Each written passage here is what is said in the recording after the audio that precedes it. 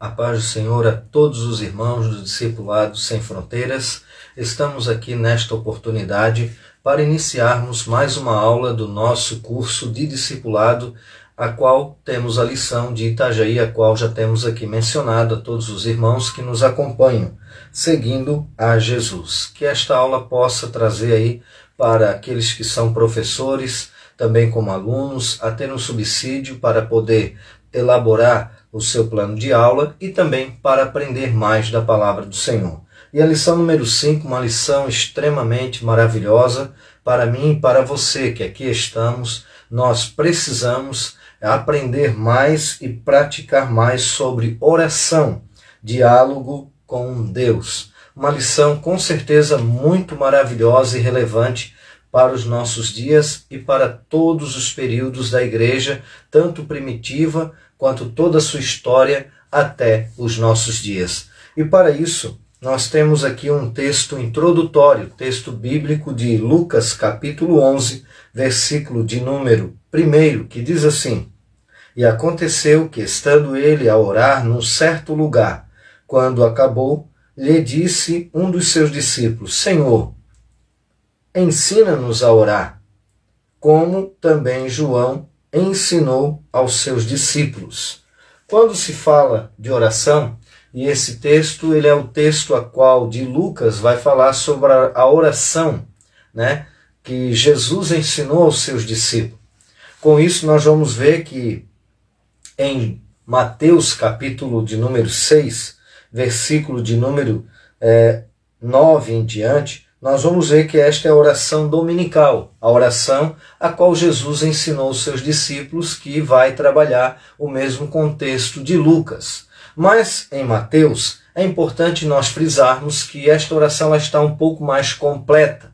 E também é interessante nós avaliarmos e analisarmos que o contexto a qual Jesus está mencionando aqui no texto e no contexto de Mateus, ele está, na verdade, falando sobre a explanação do Sermão do Monte, a qual estamos estudando também na Escola Bíblica Dominical. Com isso, nós vamos observar que no capítulo 6 aqui, Jesus vai iniciar falando sobre a questão das esmolas, do versículos 1, 2, 3, até o versículo 4. Depois, no versículo 5, ele vai falar da oração, e aí ele vai falar da seguinte forma: E quando orares, não sereis como os hipócritas, porque gostam de orar em pé nas sinagogas e nos cantos das praças para serem vistos dos homens. Em verdade vos digo que eles já receberam a sua recompensa, ou em outra tradução, o seu galardão. Então, quando Jesus está aqui nos mostrando como se deve orar, nós podemos observar que ele vai fazer aqui uma crítica concernente aos hipócritas, que no texto grego quer dizer hipócrites, que vai trabalhar aquela visão, aquela ideia do contexto greco-romano, principalmente no contexto mais grego, aonde trabalhava-se ali nas praças pessoas fazendo um teatro, aonde alguém tocava uma flauta e colocava uma máscara, vamos dizer assim, de felicidade. Mudando-se o tom da música, colocava uma máscara, trocava-se a máscara por um tom, agora pela música sendo de tristeza, uma máscara de tristeza. Então, hipócrites, na verdade, está sendo trabalhado nesse contexto como hipócrita, quer dizer, aquele que tem várias faces, aquele que é hábil, na verdade, tem a arte, vamos dizer assim, de cobrar dos outros aquilo que ele não faz. E aí nós vamos observar que eles tinham por costume orar em pé, tanto nas praças quanto nas sinagogas, nos lugares para serem vistos pelos homens. Então Jesus está reprovando aqui nada mais, nada menos que a conduta interior e não apenas uma postura exterior. Porque alguém às vezes pensa, em algumas denominações, que a oração ela deve ser somente de joelhos. Mas se nós fôssemos observar 1 Tessalonicenses, capítulo número 5, versículo número 17, orai sem cessar, nós observaríamos que não poderíamos achar que ficaríamos aí orando 24 horas de joelho. E sim, em todo momento, em cada situação da nossa vida. Com isso, nós observamos então que Jesus reprova a conduta interna daquele que é hipócrita. Depois ele vai dizer, quando orares, entra no teu quarto, fecha a porta e orarás a teu pai que está em secreto. E teu pai que vê em secreto te recompensará. Então Jesus nos ensina, na verdade, a nós termos uma vida de intimidade com Deus. E por algumas vezes eu já vi em algumas situações, e aqui eu vou falar com todo respeito àqueles que nos antecedem na obra de Deus, mas já vi pastores mencionar, por exemplo, que orar é ruim. E na verdade, nós sabemos que há uma certa dificuldade pela nossa natureza humana. A Bíblia diz em Gálatas 5,16 que o espírito milita contra a carne contra o espírito, e ambos são opostos. Então, quer dizer, milita, tem uma luta. Então, é lógico, tem um lado negativo, não da oração, mas sim do momento que nós vamos nos dispor na presença de Deus. Logicamente, a nossa natureza, por si próprio, ela não deseja. Então, por isso, tem um lado, vamos dizer assim, negativo, que é a parte humana, que é a parte da nossa natureza pecaminosa. Mas nós sabemos que quando estamos na presença do Senhor, está vencendo barreiras, ultrapassando dificuldades, e com certeza a oração ela é boa, a oração é bom, nós devemos orar. Como disse Jesus, o Senhor Jesus, em Lucas capítulo 18, versículo 1, o dever de orar sempre e nunca desfalecer. Então nós observamos que ali tem todo um contexto, mas não vamos entrar em pormenores, mas nós observamos a necessidade de estarmos tendo e mantendo comunhão com Deus. Sempre penso que a oração ela não é apenas pedir, como muitas vezes nós observamos, uma lição que nós tínhamos da CPAD, muito boa por sinal, mas ela tinha ali desde a introdução até o seu desenvolvimento, falando sobre a ideia de oração, mas trabalhando a visão de pedir, somente de pedir. Lógico que ela trabalhava outros aspectos, mas ela colocava isso muito em evidência. E eu entendo e quero ensinar da forma correta e principalmente praticar da forma correta, que é, na verdade, nós focarmos na adoração. Quer dizer, focarmos para ter e manter comunhão com Deus. Então, isso é, na verdade, o ponto clímax principal da oração. Com isso, nós observamos, então, que Jesus, ele ainda vai dizer no versículo 8, não vos assemelheis, pois, a eles, porque Deus, o vosso Pai, sabe o que tendes necessidade, antes que lhe o peçais. No versículo 9, vai começar diretamente, lógico, a oração dominical, que por causa do texto de Lucas, capítulo 11, a qual temos na nossa lição como introdução, nós vamos observar então que essa oração ela foi ensinada porque um dos seus discípulos disse, Mestre, ensina-nos a orar, como João ensinou os seus discípulos. Então é interessante nós sempre avaliarmos os textos dentro daquilo que é nos evangelhos, para dirimir dúvidas e para agregar o conhecimento, para acrescentar ao contexto histórico. Com isso, nós observamos que um dos discípulos ele faz esse questionamento, e é por isso que Jesus nos ensina a orar. E quando nós observamos a oração dominical do Senhor Jesus, aqui no capítulo 9, ou melhor, no capítulo 6, versículo 9 em diante, nós vamos ver que ele nos deixa um modelo de oração para que possamos, então, praticarmos aquilo que Jesus nos ensinou. É lógico que ele vai dizer sobre as vãs repetições, e eu não posso dizer aqui que nós não podemos, por exemplo, fazer uma oração costumeira lendo o Pai Nosso, porque estamos orando sim, porque é a oração que Jesus ensinou. Mas eu vejo que o maior foco não é apenas nós recitarmos a oração que Jesus ensinou, mas sim nos deixando um modelo para nós sabermos como orar. Segundo o escritor Joaquim Jeremias, no livro Teologia do Novo Testamento, ele menciona, por exemplo, dentro desse contexto da oração dominical, que a oração de Jesus, a qual ele ensina nesse contexto, ela é muito similar à oração rabínica da época. Mas Jesus ele coloca um elemento que os rabinos, a tradição rabínica não utilizava, que era o pedir. Então, como nós já frisamos aqui na introdução de antemão, dizendo que, na verdade, nós precisamos focar, ter e manter comunhão com Deus, e isso é o principal, é o clímax, mas também devemos compreender que o pedir também faz parte da oração, a qual o Senhor Jesus nos ensinou. Com isso, nós vamos ver então passo a passo, de forma bem elementar, aquilo que Jesus nos ensinou para que possamos juntos crescermos na graça e no conhecimento do nosso Senhor e Salvador Jesus Cristo, para justamente nós darmos continuidade a uma vida de oração pautada na palavra de Deus, de conforme aquilo que Jesus, aquilo que o Senhor nos ensinou. Para isso, nós vamos ver o primeiro versículo, que é o versículo 9. Portanto, vós orareis assim: Pai nosso que estais no céu, santificado seja o teu nome. Primeiro passo da oração que eu aprendo com Jesus é ter ao Pai, a Deus como Pai. Pai nosso que estais no céu, santificado seja o teu nome. Aí nós vamos observar então que nós precisamos ser filhos ou nos comportarmos como filhos de Deus para que possamos então termos ao Senhor como nosso Pai. Com isso nós observamos, por exemplo, um texto lá de Hebreus no capítulo 12, a qual diz que Deus ele disciplina, e corrige a quem ele tem por filho. Aquele que aceita a correção, ele é filho, mas aquele que não aceita é bastardo.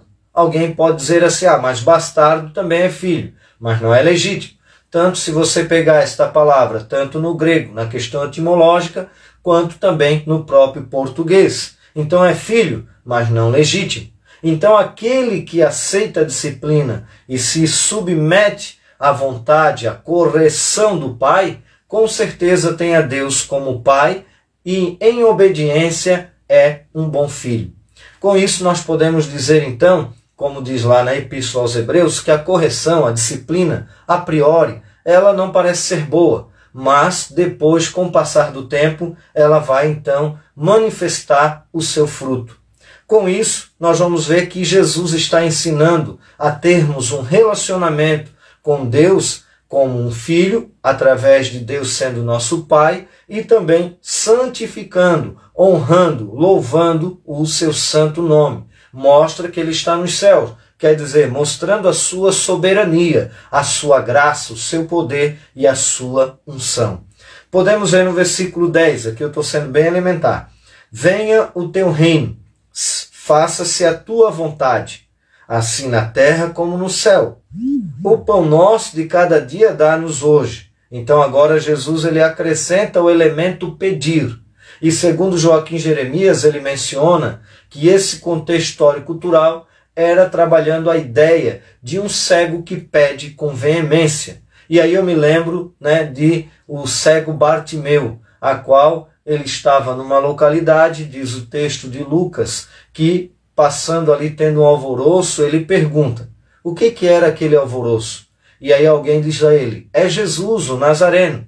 E ele começa a clamar, começa a pedir, filho de Davi, tem misericórdia de mim. Filho de Davi, tem misericórdia de mim. Diz o texto que ele estava sendo até impedido por alguns, mas a sua veemência, a sua forma de pedir, e é por isso que nós aqui já mencionamos de antemão Lucas 18:1, o dever de orar sempre e nunca desfalecer. Ele pedia com veemência. Com isso Jesus manda abrir a multidão, trazem ele, chegando ele diante de Jesus, Jesus pergunta a ele, o que queres que eu te faça? Parece-me que Jesus ali, ele nos mostra algo muito revelador, porque ele sabia o que aquele cego queria. Ele era cego, ele queria ver, mas Jesus quer ouvir da nossa boca. A Bíblia fala no Salmo 139 que antes que a palavra venha na nossa boca, ele já sabe o que nós iremos falar, mas ele quer ter um particular comigo e com você. Ele quer ter intimidade conosco e com isso faz-se necessário nós também expressarmos as nossas necessidades, fazer ele participar do nosso cotidiano, no nosso dia a dia, para que possamos ter uma vida mais íntima com o Senhor. Às vezes eu me pego pensando quantas pessoas eu conheço de oração que têm até um orgulho porque oram mais do que outros. Eu penso que, na verdade, a oração ela nos deixa mais próximo de Deus e nós precisamos, na verdade, manter essa comunhão com Deus, valorizar essa intimidade mais do que qualquer tipo de orgulho, porque eu vejo que nós precisamos ser parecido com Ele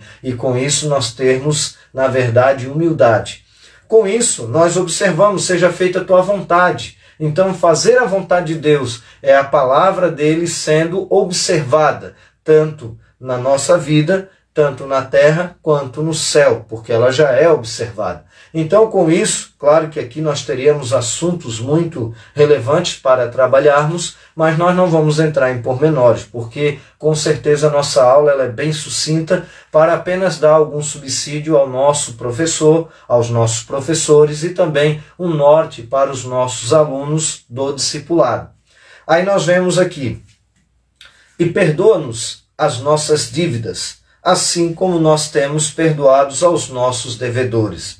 Para concluir ali, o pão nosso de cada dia, ele está falando sobre pedir. E aí, como disse Joaquim Jeremias, um pedir como que é um cego que pede com veemência.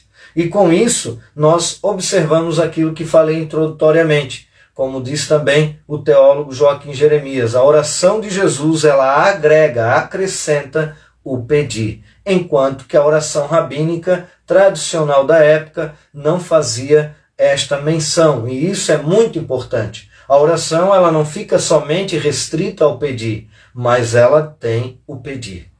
Aí nós vamos ver então, e perdoa-nos as nossas dívidas, assim como nós temos perdoado aos nossos devedores. Então quer dizer, nós queremos e precisamos e carecemos do perdão de Deus, mas também precisamos perdoar.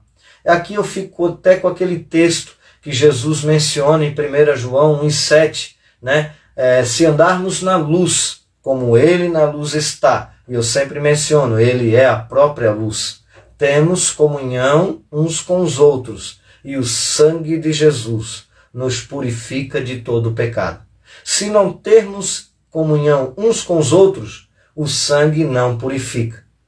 E não teremos comunhão com Deus. Então nós perdoamos porque é o reflexo do amor de Deus e do perdão de Deus nas nossas vidas. E por isso que nós devemos também perdoar. E aí nós vamos ver aqui. E não nos deixes cair em tentação, mas livra-nos do mal, pois teu é o reino, o poder e a glória para sempre. Amém. Então, quando fala, e não nos deixes cair em tentação, a Bíblia fala lá na primeira epístola de Coríntios, capítulo de número 10, se não me foge a mente, versículo 5, vai nos dizer que Deus não nos deixa sermos tentados além do que podemos suportar. Então quer dizer, nós pecaremos ou pecamos se nós quisermos, ou se nós estivermos fracos. Até porque eu sempre menciono, e já ouvi isso algumas vezes, mas aqui sem ironia nenhuma, mas com todo respeito e cuidado, tanto comigo quanto com os outros, e também com as suas dificuldades, assim como eu tenho as minhas, pecado não é vitamina. Mas sabemos que, vez por outra, a vida do cristão pode ter um acidente, e o pecado para o cristão é um acidente, não uma forma de vida. Sempre estamos, na verdade, lutando contra o pecado. Então aqui nós temos uma visão básica, elementar, panorâmica daquilo que é o modelo da oração de Jesus para as nossas vidas. E para nós concluirmos a nossa lição de hoje, nós vamos observar, por exemplo, após a introdução, vai falar sobre os efeitos da oração. E nos efeitos da oração, buscar a presença de Deus, agradecer pelos seus imerecidos favores, podemos ver também que, na verdade, nós temos que agradecer ao Senhor, porque eu sempre penso da seguinte forma, que nós não oramos para apenas pedir, mas quando recebemos, precisamos também ser gratos. Precisamos ser gratos por aquilo que Ele também nos dá. Depois, interceder pelo avanço do reino de Deus, porque com certeza nós devemos orar uns pelos outros e pelo avanço da obra de Deus. Apresentar ao Pai nossas necessidades, depois confessar a Deus nossos pecados e faltas. E aí nós vamos observar alguns textos que aqui nós não iremos lermos pelo fato da nossa aula ser um pouco mais objetiva. Aí nós temos aqui como segundo tópico, como devemos orar. Temos ali 2 versículos que nós não iremos mencionar. Um já é o de Mateus 6,6, a qual já mencionamos aqui. E nós usamos, na verdade, a oração dominical de Jesus, que está ali no contexto do Sermão do Monte, justamente para nós basearmos esta aula e darmos aí um subsídio para o professor e professores de discipulado e também para os alunos aprenderem mais da palavra de Deus. Depois nós temos alguns erros a evitar e eu vou só mencionar um trechinho aqui para nós concluirmos, porque aqui é o último tópico. Na verdade ainda tem mais um, que diz assim, ao orarmos, nossas orações devem ser dirigidas ao nosso Deus, Pai que está nos céus, Mateus 6:9, e devem ser feitas em nome do Senhor Jesus Cristo. Depois nós temos o tópico de número 3, Aí nós temos aqui onde orar, ainda no 2, tá? Onde orar, Em todo lugar. Depois, como num espaço reservado a sós com o Senhor, como Mateus 6,6, a qual já mencionamos aqui, e também lemos ali no texto a qual apresentamos aqui dentro da perícope. E depois, ou no templo. Então, quer dizer, nós devemos orar em todo lugar, devemos ter um lugar reservado e também no templo. Depois, oração, a íntima comunhão com Deus, que foi, na verdade, tudo aquilo que nós mencionamos até então. Que Deus possa abençoá-los de uma forma toda especial. Procure ver esta aula novamente e também pegar o texto bíblico, acompanhar uma pequena explanação para que você possa também, com certeza, colocar em prática aquilo que você aprendeu nesta oportunidade, nesta noite. Que Deus vos abençoe poderosamente e que o Senhor lhe dê uma vida abundante em oração na presença do Senhor. Que Deus abençoe a cada um dos irmãos em nome de Jesus. Amém.